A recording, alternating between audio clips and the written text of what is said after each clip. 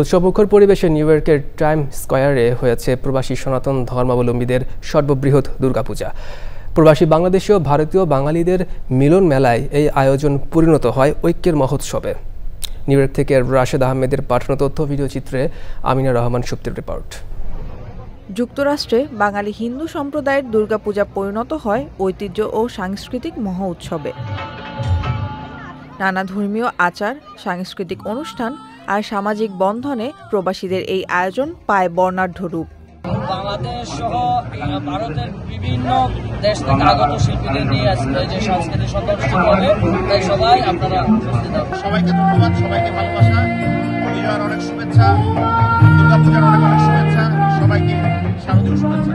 আমরা বাংলা গানকে বিশ্বের দরবারে ছড়িয়ে দিব বাংলা সংস্কৃতি, এবং সবাই বাংলাদেশের উন্নতির কল্পে যাতে বাংলাদেশ বিশ্বের দরবারে মাথায় উঁচু করে চলতে পারে তার পদক্ষেপ নেব। সবাইকে আবারও অভিনন্দন।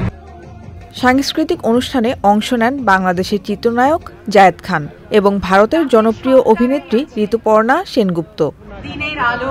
স্থানীয় শিল্পীরাও নাচ গান পরিবেশনের মাধ্যমে উৎসবকে প্রাণবন্ত করে তোলেন। পূজার অন্যতম আকর্ষণ ছিল মহা অষ্টমীর অঞ্জলি ও কুমারী পূজা, আর ভোগে ছিল বাঙালির ঐতিহ্যবাহী খিচুড়ি, লুচি, ল্যাবড়া, পায়েস। বিজয়া দশমীতে প্রতিমা বিসর্জন, সিঁদুর খেলা আর শুভেচ্ছা বিনিময়ের মধ্য দিয়ে শেষ হয় বর্ণাঢ্য আয়োজন। Amina Rahman Supti, channel I.